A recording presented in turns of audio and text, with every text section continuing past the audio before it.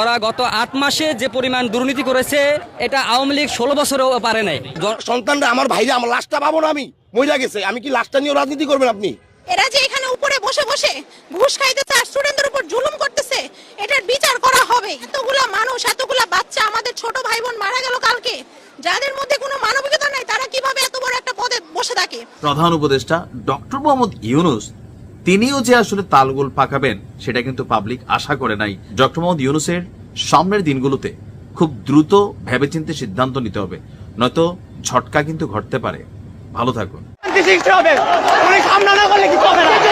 আজকে যদি পুলিশ সেনাবাহিনী যদি ওদের পক্ষ আমরা ওদের বর্জন করব। আবার রাজপথে উচ্চারিত হচ্ছে এই মুহূর্তে দরকার শেখ হাসিনার সরকার। এই যে আজকে বাংলাদেশে একটা ভয়াবহ বিপর্যয়, এই যে একটা ঠুনকো সরকার, ইন্টারিম সরকার, এই সরকারটা কি করছে? লাশ গুম করা, লাশের সংখ্যা কমানো। এটি যদি দুর্ঘটনায় হয়ে থাকে তাহলে লাশ কেন গুম করতে যাও? সুপ্রিয় দর্শক মন্ডলী, আসসালামু আলাইকুম রাহমাতুল্লাহ। আশা করি সবাই ভালো এবং সুস্থ আছেন। স্বাগত জানাচ্ছি আমাদের আরেকটি নতুন ভিডিওতে। সুপ্রিয় দর্শক মন্ডলী, ভিডিওর থাম্বনেল, টাইটেল ও ভিডিওর কিছু অংশ বিশেষ দেখে আপনারা ইতিমধ্যে ধারণা করতে পারছেন যে আজকের ভিডিওটি কতটা গুরুত্বপূর্ণ।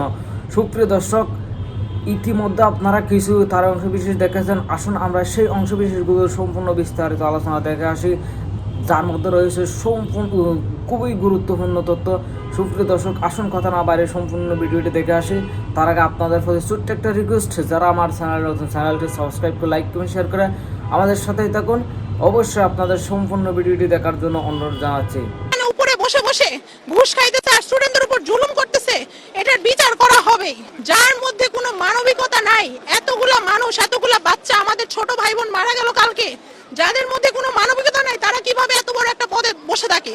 একটা ভিডিও, একটা কল রেকর্ড ফাঁস হয়েছে। ওনাদের যে কথা বলার ধরন, ওনারা যে স্টাইলে কথা বলে, ওরা তো মানে ইংলিশ পরীক্ষা যদি তাদেরকে দিতে দেয়, তারা তো কিছু লিখতেও পারবে না। এবিসিডি লেখারও তো মনে হয় যোগ্যতা রাখে না তারা। যেভাবে কথা বলতেছে, আমি কি কমু, আমি কিভাবে কইতাম, এগুলো কোন ধরনের ওয়ার্ড? এটা কি কোনো অফিসিয়াল ভাবে কথা বলার ওয়ে? এটা কিন্তু অফিসিয়াল ভাবে কথা বলার কোনো ওয়ে না। বাট তারা এইভাবে কথা বলতেছে, তার মানে কি এখানে যে বসে আছে সব অযোগ্য লোক, অযোগ্য নেতা, তারা কিভাবে এখানে বসে এরকম ডিসিশন দেয়? রাত 3টা বাজে কি কোনো একটা ডিসিশন জানানোর? এটা কিন্তু কোনো ওয়ে না ডিসিশন জানানোর। এখন আমরা কথা বললি, কথা শোনে না, তাইলে এই শাসনটা আমরা কি বলবো? আমরা ওরা গত ৮ মাসে যে পরিমাণ দুর্নীতি করেছে, যে পরিমাণ আপনার ওই তবদির বাণিজ্য করেছে, এটা আওয়ামী লীগ ১৬ বছরেও পারে নাই। জনদুর্ভোগের জন্য একমাত্র দায়ী সরকার, উপদেষ্টা আসিফ মাহমুদ দায়ী। আপনারা জানেন চট্টগ্রামের যে মেয়র, চট্টগ্রামের ডক্টর শাহাদাত হোসেনকে যে প্রক্রিয়ায়, যে নিয়মে মেয়র শপথ করিয়ে দায়িত্ব দেওয়া হয়েছে, সেই একই সিস্টেমে ইঞ্জিনিয়ার ইশরাক হোসেন নগর ভবনে গিয়ে দায়িত্ব পালন করতে পারে একই নিয়মে। কেন নগর ভবনে ইঞ্জিনিয়ার ইশরাক হোসেনকে মেয়র হিসাবে শপথ গ্রহণ করাচ্ছে না? বিষয়টা হলো ক্ষমতার চেয়ারে যে বসতে, এখন ওখান থেকে আর নড়তে চাইছে। আজকে আমাদের উত্তরার মাইলস্টোন কলেজে যে ঘটনাটা ঘটেছে, সেই ঘটনার পর সারা বাংলাদেশের মানুষ এক ধরনের ক্ষুদ্র এই সিচুয়েশনে অনেকটা তালগোল পাকিয়ে ফেলছেন আমাদের উপদেষ্টারা। আমাদের বিচক্ষণ একজন ব্যক্তিত্ব, প্রধান উপদেষ্টা ডক্টর মোহাম্মদ ইউনূস, তিনিও যে আসলে তালগোল পাকাবেন সেটা কিন্তু পাবলিক আশা করে নাই। আর ডক্টর আসিফ নজরুল ইসলামকে নিয়ে আজকে বলছি যে বিদেশ থেকে চিকিৎসক এনে চিকিৎসা করাবেন, এই ধরনের ডায়লগে ফুল টাইম পলিটিশিয়ান হিসেবে আপনাদেরকে মানুষ দেখে। কথা বলছি টাকা, আহত জুলাই যোদ্ধারা সবাইকে টাকা পাইছে, সরকার অনেক টাকা বাজেট করছে, পাবলিক অনেক টাকা দিছিল এনসিপির হাতেও বন্যা টন্যার জন্য। এই টাকাগুলোর কি সুষ্ঠু ব্যবস্থা হয়েছে? হয় নাই। যার কারণে সাধারণ মানুষের এখন আর এদের কাছে টাকা পয়সা দেওয়া নিয়ে আস্থা নাই। এখন আজকে যখন আমাদের প্রধান উপদেষ্টা এই মাইলস্টোন কলেজে আহত ছাত্রদের বা তাদের এখানে যারাই আছেন তাদের চিকিৎসার জন্য তিনি পাবলিকলি একটা স্টেটাস দিচ্ছেন ভিক্ষা তোলার জন্য। আমি এটা ভিক্ষাই বলছি, কারণ আমরা জনগণ যখন দান করে এটা হচ্ছে ভিক্ষা, ভালোবাসা। আমরা সাধারণ লেভেলে এক হিসাব, কিন্তু প্রধান উপদেষ্টা ডক্টর মোহাম্মদ ইউনূস তিনি যখন পাবলিকের কাছে হাত পাচ্ছেন, পাবলিকের ঠেলায়, পাবলিকের গুতানিতে, দিন শেষে তিনি বুঝতে পারছেন যে তার এই সিদ্ধান্তটা রং ছিল। এমনকি সবাইকে অবাক করে দিয়ে তিনি পোস্টটা ডিলিট করেছেন। ডিলিট কি ছিল পোস্টটাতে?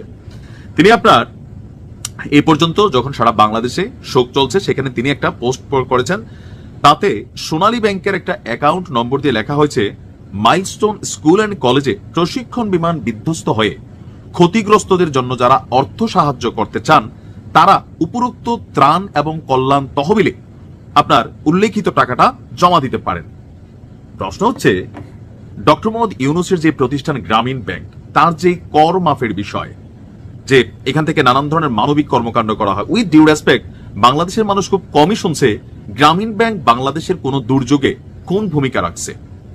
ডক্টর মোহাম্মদ ইউনূস তিনি রাষ্ট্র ক্ষমতা গ্রহণ করার পর প্রথম ধাপে 666 কোটি টাকা রাজস্ব ক্ষমা পেয়েছেন। এই টাকাটা তিনি রাষ্ট্রকে পে করতে বাধ্য ছিলেন, কিন্তু ক্ষমতায় আসার পরে সেটা মাফ হয়ে গেছে। গ্রামীণ ব্যাংকের অনেক সুযোগ সুবিধা তৈরি হয়েছে। আমরা প্রশ্ন করতে চাই, ডক্টর মোহাম্মদ ইউনূসের এই কল্যাণ তহবিল রাষ্ট্রের কোন জায়গায় ব্যবহৃত হয় যে আজকের দিনেও এখানে কতজন 100-150 সামহাও ক্ষতিগ্রস্ত, অথবা 200 জনপ্রতি 1 কোটি দিলেও 200 কোটি হওয়ার কথা, 1 কোটি তার দিবে না ধরে নিলাম, রাষ্ট্রকে এই টাকাটা দেওয়ার মতো টাকা রাষ্ট্রের কাছে নাই। ডক্টর মোহাম্মদ ইউনূস ওনার যেই নেটওয়ার্ক আছে পার্সোনাল লেভেলে বা ফান্ড আছে, এই টাকাটা দেওয়ার মতো এবিলিটি কি ওনার নাই। উনি রাষ্ট্র ক্ষমতায় বসার পর জনগণের মুখে যে সমালোচনা যে উনি ওনার জন্য বিদেশে আদম ব্যবসার লাইসেন্স নিয়েছেন, উনি ওনার জন্য গ্রামীণ ইউনিভার্সিটির লাইসেন্স নিয়েছেন, উনি ওনার মামলাগুলোকে খারিজ করেছেন, উনি রাষ্ট্রের জনগণের জন্য যে ট্যাক্স আমি আপনি দেই, ওনারও কিন্তু এই ট্যাক্সই দেওয়ার কথা ছিল 666 কোটি টাকা এনবিআর এর, এগুলো মাফ করাই নিছেন। রাষ্ট্রের জন্য ডক্টর মোহাম্মদ ইউনূস নিজের থেকে কি করছেন? আজকে এই প্রশ্ন চলে আসছে, ওনার পদত্যাগের দাবি উঠছে, শুধুমাত্র একটা ভুল স্টেট আছে। যখন এটা নিয়ে সমালোচনা শুরু হয়েছে তিনি তখন স্ট্যাটাসটাকে ডিলিট করে দিয়েছেন, কিন্তু ডিলিট করলেই কি আর ডিলিট হয়? ফেসবুকে আপনি একটা পোস্ট দিয়েছেন, মুহূর্তের মধ্যে ভাইরাল, সমালোচনায় পড়ছেন, তার মানে আপনার সিদ্ধান্তে হোক যার সিদ্ধান্তে হোক আপনি যে পোস্টটা দিচ্ছেন এটা আপনার ভুল হয়েছে। এই মুহূর্তে ম্যাক্সিমাম উপদেষ্টারা আবল তাবল বক্তব্য দিচ্ছেন, পুলিশকে ছাত্রদের বিপরীতে দাঁড় করাই দিচ্ছেন, আবারও ঠিক আগের সরকারের মতন। শিক্ষা নাই যে পুলিশকে অপব্যবহার করতে গিয়া পুলিশের উপরে কি পরিমাণ টর্চার তখন এই আমজনতারাই করছে। আজকে যখন আমরা দেখি সচিবালয় ছাত্ররা ঘেরাও করতে যাচ্ছে, বিভিন্ন জায়গায় দাবি দাওয়া তুলছে, পুলিশকে প্রটেস্ট করতে 40 জন না 80 জন ছাত্র আহত, পুলিশের দোষ নাই, পুলিশ জাস্ট অর্ডার ফলো করে। তো সেই জায়গাতে আপনি কি বলবেন? ডক্টর মোহাম্মদ ইউনূসের সামনের দিনগুলোতে খুব দ্রুত ভেবেচিন্তে সিদ্ধান্ত নিতে হবে, নয়তো ঝটকা কিন্তু ঘটতে পারে। কথা বললাম যে শেখ হাসিনা একটা রাজনৈতিক দলের প্রধান নেত্রী, প্রধানমন্ত্রী, আবার তাকে দরকার কেন? তাকে দরকার এজন্য আমরা 54 বছরের বাংলাদেশের শাসন দেখেছি, সব শাসন, সেটি বঙ্গবন্ধুর শাসন থেকে শুরু করে সর্বশেষ শেখ হাসিনা ছিলেন, বর্তমানে ইউনূস আছেন, প্রত্যেকটি শাসকই করাপ্টেড। শাসক যদি নিজে নাও হন করাপ্টেড, কিন্তু তার বাহিনী করাপ্টেড। তার বাহিনী করাপ্টেড মানে তো এই দায় তার উপরে বর্তায়। আওয়ামী লীগ সরকারের পতন হয়েছে গত বছর 24-এর 5 আগস্ট। আওয়ামী লীগ সরকারের পতন দরকার ছিল, আমি এই মুহূর্তে বলতে চাই পতন দরকার ছিল। আওয়ামী লীগের নেতা পাতি নেতাদের এত বাড়াবাড়ির কারণে সেটির পতন দরকার ছিল। কিন্তু পতন করে আমি কাকে আনবো, কাকে দায়িত্ব দেব? আজকে যে মুহূর্তে আমরা কথা বলছি, 22শে জুলাই 2025, 21শে জুলাই তার আগে বাংলাদেশে একটি রক্তক্ষয়ী ভয়াবহ বিমান দুর্ঘটনা ঘটে গেছে, যে দুর্ঘটনায় শত নাকি হাজার মৃত্যু আমরা এখনো বলতে পারি না। এই শত হাজার মৃত্যুকে কেন্দ্র করে আজ 22শে জুলাই সারা বাংলাদেশ উত্তপ্ত হয়ে উঠেছে। এই উত্তপ্ততার মধ্য থেকে আবার স্মরণ হচ্ছে যে এই মুহূর্তে দরকার শেখ হাসিনার সরকার। কেন স্মরণ হচ্ছে? আমি বললাম যে বাংলাদেশের 54 বছরের ইতিহাসের সবচেয়ে বড় ক্রাইসিস ম্যানেজার শেখ হাসিনা। তার নেতা পাতি নেতার দোষ আছে, কিন্তু শেখ হাসিনার কোনো দোষ ছিল না। নেতা পাতি নেতারা বিতর্ক তৈরি করেছিল, সীমাহীন দুর্নীতিতে কণ্ঠ নিমজ্জিত করেছিল। হ্যাঁ, শেখ হাসিনা এই জায়গায় দোষ, এই সীমাহীন দুর্নীতিবাজ নেতাদেরকে কন্ট্রোল করতে পারেননি তিনি। না পেরে তিনি নিজে স্বীকারোক্তি দিয়েছিলেন যে আমার পিয়ন 400 কোটি টাকার মালিক, হেলিকপ্টার ছাড়া তার চলে না। তারপরে মন্দের ভালো শেখ হাসিনা ভালো ছিল। এই যে আজকে বাংলাদেশে একটা ভয়াবহ বিপর্যয়, এই যে একটা ঠুনকো সরকার, ইন্টারিম সরকার, এই সরকারটা কি করছে? আজকে দিনব্যাপী কি ঘটছে? গতকাল দিনব্যাপী কি ঘটেছে? লাশ গুম করা, লাশের সংখ্যা কমানো। এটি যদি দুর্ঘটনায় হয়ে থাকে তাহলে লাশ কেন গুম করতে যাব আমি? লাশের সংখ্যা কমিয়ে দেবো কেন? এটি তো ছাই চাপা দিয়ে আটকে রাখা যায় না। আমার মূলধারার গণমাধ্যম বের করে যদি নাও আনতে পারে, আমার আজকের নিউ মিডিয়া, সোশ্যাল মিডিয়া বের করে ঠিকই আনবে। সেই জায়গা থেকে আমার লাশের সংখ্যা কমিয়ে দেওয়া সম্ভব নয়, কিন্তু সরকার এটি কেন করছে? এটিকে কি তাহলে আমরা দুর্ঘটনা বলবো না? এটিকে কি পরিকল্পিত একটা ঘটনা? আমি আজকে দিনের প্রথম ভাগের ভিডিওতে বলেছি যে এটি কি ষড়যন্ত্র নাকি দুর্ঘটনা। খতিয়ে দেখতে হবে, তদন্ত করতে হবে যে এটি কি আসলে একটা দুর্ঘটনা ছিল নাকি পরিকল্পিত ঘটনা, দেশি বিদেশি ষড়যন্ত্রে। গোপালগঞ্জের যে ঘটনা নিশ্চয়ই আপনি শুনেছেন। আপনাদের গোপালগঞ্জ মানে যেখানে বঙ্গবন্ধু শেখ মুজিবুর রহমানের সমাধিও রয়েছে, সেই ঘটনা নিয়ে কি বলবেন? নিজস্ব দল গড়ে তোলার মানুষে এনসিপি নামে পার্টি তৈরি করেছে। এটা আসলে এনসিপি নয়, সিটিজেন নয়, এটা হচ্ছে ন্যাশনাল ক্রিমিনাল পার্টি। আন্দোলনের নামে নিজেরাই বৈষম্য তৈরি করছে এবং নিজেরাই দেশের সেবার পরিবর্তে নিজেদের সেবায় রত, মানি লন্ডারিং এইসব অপকর্মে তারা জড়িত।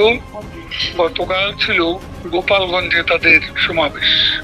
এখন এই সন্ত্রাসীরা এদের নেতৃত্বে গোপালগঞ্জে তাদের লক্ষ্য শহরের সমাবেশ করে টুঙ্গিপাড়া বঙ্গবন্ধুর সমাধি, বঙ্গবন্ধুর পৈতৃক ভবন, এখানে তারা ধ্বংসযজ্ঞ চালাবে। ধানমন্ডির 32 নম্বরের বাড়ি বুলডোজার দিয়ে তারা গুড়িয়ে দিয়েছে।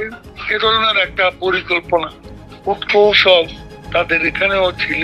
কিন্তু জনগণ তাদের এই অপতৎপরতাকে, তাদের এই ষড়যন্ত্রমূলক যে পদযাত্রা প্রতিহতার অর্ডারে বাংলাদেশ সেনাবাহিনীকে, দেশপ্রেমিক সেনাবাহিনীকে এখানে জড়িয়েছে। এবং আমরা অবাক হলাম, সেনাবাহিনীর গুলিবর্ষণে 7 জনের মতো শহীদ হয়েছে। নির্বিচার